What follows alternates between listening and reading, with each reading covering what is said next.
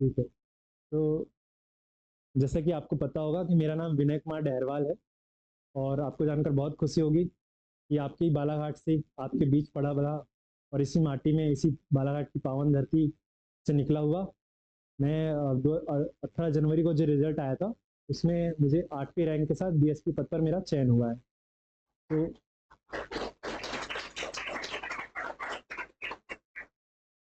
मैं अपनी शॉर्ट में अपनी जर्नी के बारे में बताऊं तो 2019 से मैं लगातार परीक्षाएं दे रहा हूं और पहला मीन्स माननीय साहू सर जी के मार्गदर्शन में दिया था। उसका ही परिणाम है कि लगातार मैंने 6 बार मेंस दिया और लगभग पांच पांच रिजल्ट आ चुके, तो पांचों के रिजल्ट में मेरा पॉजिटिव रिजल्ट रहा है, मतलब निकला है, पांचों मेंस निकले हैं। 4 इंटरव्यू दे चुका हूँ और ये चौथे प्रयास में मेरा चयन हुआ है और हुआ भी तो एकदम सीधे ही है। तो शॉर्ट में जर्नी ये कि 2019 का जब मेंस हमें लिखना था तब लॉकडाउन की परिस्थितियाँ थी। तब मैं बालाघाट में ही था। बालाघाट में मेरे बहुत अच्छे मित्र हैं, उन्होंने मुझे इंट्रोड्यूस कराया था साहू सर को और उनके मार्गदर्शन में हमने पहला मेंस लिखे थे और जितने लोगों ने लगभग हमने मेंस लिखे थे उनमें लगभग सभी का मेंस निकल गया था। तो एक सबसे आपने ये तो पहला गौरव का क्षण था कि हमने बालाघाट में रह के ही वो काम किया है ना, कहीं और गए नहीं फिर। उस समय क्योंकि मेंस का सेंटर इंदौर था, मतलब बालाघाट नहीं था तो इंदौर जाना पड़ा था, इसलिए हम इंदौर गए थे और वहाँ से मेंस दिया था। 4 बार 5 बार शायद इंदौर से ही मेंस दिया क्योंकि उस समय तक बालाघाट में सेंटर नहीं था। और फिर उसके बाद लगातार प्री निकलता गया, मेंस देते गए और मेंस हर बार में मैंने कॉपी जो चेक कराई वो साहू सर से पर्सनली चेक कराई हैं। साथ में साहू सर से मिलकर बैठकर पढ़े भी हैं। कई बार ऐसे मौके भी आए हैं कि हम रात को 10 बजे स्टार्ट करते थे और 2 3 4 बजे तक, सुबह 5 बजे तक साथ में बैठकर पढ़े हैं। तो अगर सफलता का श्रेय अगर आप पूछे तो सबसे पहले तो माता पिता हैं। उनकी देन है कि मैं आज यहाँ पे खड़ा हो पाया हूँ। उनकी देन है कि उन्होंने मुझे इतने मुकाम तक पहुंचाने में जो संघर्ष उनका रहा है उनके सामने मेरा कोई संघर्ष तो है ही नहीं।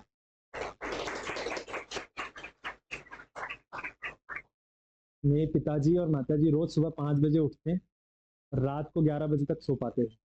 इतना लंबा टाइम है ना, इतना तो हम कर भी नहीं, आज भी नहीं कर पाते हैं कि सुबह 5 बजे से उठकर हम दौड़ धूप कर पाए। तो उनका इतना संघर्ष रहा है। उन्हीं संघर्षों का परिणाम था कि मैंने उनसे काफ़ी प्रेरणा ली। मेरे घर में काफ़ी सारे लोग मुझे प्रेरित करने वाले थे, मुझे मार्गदर्शन करने वाले थे। फिर उसके बाद जो है साउथ सर जैसे बहुत सारे गुरुजी मिले हैं। इनकी प्रेरणा और इनके मार्गदर्शन और इनका लगातार विश्वास रहा है, भाई तुम कर सकते हो। उसका ये विश्वास का परिणाम है क्योंकि बार बार जब रिजल्ट आ रहे थे और रिजल्ट में हर बार मैं इंटरव्यू तक पहुंच रहा हूँ तो हर बार लग रहा है कि इस बार तो हो जाएगा, इस बार तो हो जाएगा। और जब जिस दिन रिजल्ट आया, जिस दिन पीडीएफ आई, उस दिन नाम ना मिलना, वो अपने आप में एक बहुत टफ सिचुएशन होती है। उस सिचुएशन से निकलने के लिए कोई ना कोई व्यक्ति चाहिए, कोई ना कोई सहारा चाहिए। उस समय भी साहू सर और साहू सर जैसे अन्य शिक्षक भी थे मेरे जीवन में, जिन्होंने विश्वास जताया कि भाई तुम कर सकते हो। और उसका विश्वास का ही परिणाम है कि चौथे प्रयास में फिर सीधे रैंक के साथ नंबर आया ना।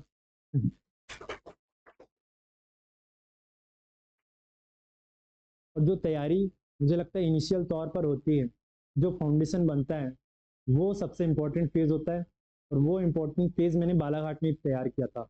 बालाघाट में ही थे हम, लॉकडाउन था, लॉकडाउन में घर में रहे 4 5 महीने, फिर 4 5 महीने बालाघाट में थे। और उसी दौरान सर से मुलाकात हुई थी और जो भी टेस्ट वगैरह थे, क्योंकि ऑनलाइन टेस्ट थे और मैं ऑनलाइन क्लासेस भी मेरे पास आती थी, पर मैं उतनी ऑनलाइन क्लासेस देख नहीं पाता था, बहुत नींद आती थी ऑनलाइन क्लासेस में। और तो ऑफलाइन कुछ चाहिए था, कोई ऐसा व्यक्ति चाहिए था, कोई ऐसा मार्गदर्शन चाहिए था, तो उसके रूप में मुझे साहू सर जी मिले थे। और फिर राउंड अप यही है कि 5 बार 6 बार लगातार प्री मेंस निकलना, ये अपने आप में एक बड़ी बात इसलिए है क्योंकि जो बहुत सारे लोग सिलेक्टेड है ना, उनके साथ भी ये चीज़ें नहीं हो पाती है। तो उसमें हर एक स्टेप में जो छोटे छोटे से डाउट्स है ना, मेरे बहुत सारे मैसेज रखे होंगे रात को 12 1 बजे की भी। सर को मैंने 12 1 रात को 12 1 2 बजे तक मैसेज किए हैं कि सर इसमें ये लिखा और इसमें ये लिखा है, इन दोनों में क्या सही है। तो वो छोटे छोटे डाउट भी यहाँ से सॉल्व हो रहे थे। तो अपने आपके पास इतना बड़ा सपोर्ट है, आपके पास इतने अच्छे व्यक्तित्व हैं, तो आप डेफिनेटली उस सुविधा का लाभ उठाएं। और मेरा आपको सभी को ऑल द बेस्ट है। आप, मुझे पूरी आशा है कि आप जो भी करेंगे बेहतर करेंगे। और अभी सिर्फ 8 10 रिजल्ट आए होंगे, मुझे लगता है कि 50 रिजल्ट बालाघाट से ही आने वाले हैं। और एक पीएससी का नया सेंटर, नया हब जो बनने वाला है ना इंदौर के इतर, वो बालाघाट ही होगा।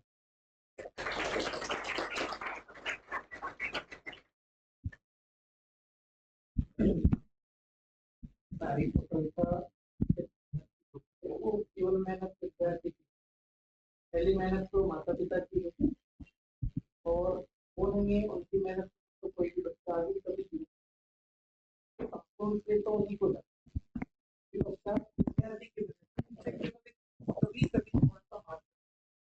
और मैंने अमूमन ये देखा हूँ कि जो भी मैंने आज सुबह ही कहानी आप लोगों को सुनाई थी कि जो पतंग होती है ना, पतंग वो तब तक ही हवा में अच्छे से ऊपर जा रही होती है जब तक उसकी डोर किसी के हाथ में होती है।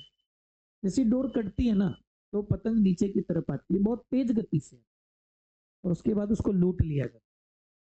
तो वही एक विद्यार्थी के जीवन में भी होता है। मैं बार बार उदाहरण के साथ में समझाता हूँ। तो इस समस्त सफलता का श्रेय विनय को और उनके मम्मी पापा को है सारी। और बस हम लोग तो ऐसा है कि कर रहे हैं काम अपना और बस सपना यही है कि बालाघाट से हर वर्ष ज्यादा से ज्यादा सिलेक्शन हो और उसमें हम अपना जितना योगदान दे पाते हैं वो हमारे, मैं अपने आप को सौभाग्यशाली समझता हूँ और हमारी पूरी टीम, लक्ष्य एकेडमी की पूरी टीम सौभाग्यशाली समझती है अपने आप को।